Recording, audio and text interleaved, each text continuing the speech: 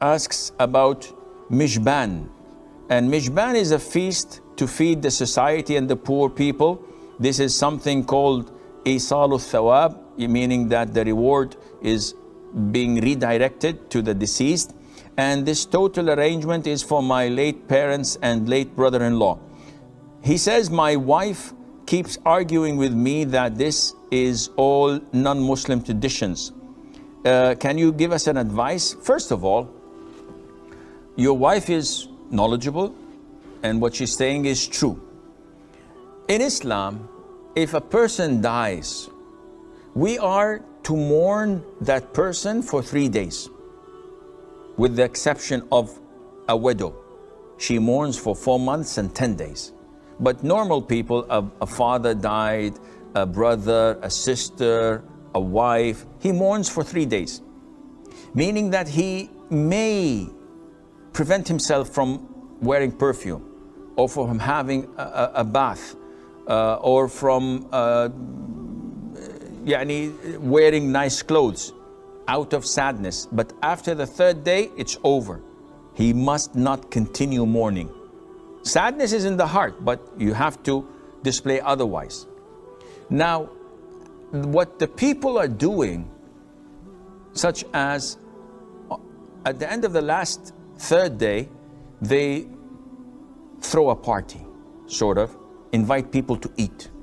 And then on the 7th day or the 10th, and then the vast majority do it on the 40th day. And this is all coming from the old ancient Egyptians. The pharaohs used to believe that the soul of the dead pharaoh would come back on the 40th day. That's why in their graves, in their pyramids, they used to put horses and jewelry and food and milk and water, believing that they will be resurrected 40 days later and they will continue to live. And this came down to us, and the Muslims now are doing it. Then they celebrate the anniversary of the deceased every single year.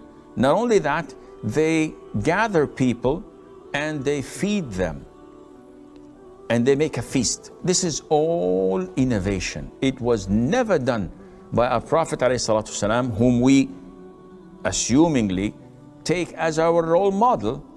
He's the representative of Islam to us. So if he did not do it, and if his companions did not do it, does our scholars know more? Or do our scholars know more? Is this logical? Do those who preach and insist on these innovations invading us, do they know more than the Prophet ﷺ? If they say no, then alhamdulillah. If they say, well, don't say well. You're a Muslim, you should follow the Prophet ﷺ and his companions. They said, it's not harmful. Ya akhi, how would you know it's harmful or not? If you do not follow the footsteps of the Prophet ﷺ, you will be misguided to somewhere else. You will not end up in paradise. If you follow his footsteps, you will definitely end up with him, with the grace of Allah Azza wa Jal. So this is totally not acceptable, and it is an innovation. You want to benefit the deceased, you love them and you want to benefit them, here what you should do. 1, make dua. So whatever you make dua, oh Allah, have forgiveness over my deceased so-and-so. Oh Allah, expand his grave. Oh Allah, fill it with light. Oh Allah, give him from your bounties and favors and blessing. Oh Allah, do this dua. Ask Allah for forgiveness, forgive his sins, etc. Number 2, give charity. So you see an orphan that needs sponsoring, give him charity on behalf of my deceased aunt or my brother-in-law. You see a masjid is to be built, you give them from their money. You see an Islamic satellite channel like Zad, like Huda, and you want something that is generating on and on good deeds and thawab and reward, sponsor them, give them money. And this would ensure that they are continuing to give da'wah. Number 3, you have performed your own Umrah. Number 4, you have performed your own Hajj once in a lifetime. Then you can perform Umrah or Hajj on behalf of a deceased. You don't have to go there physically.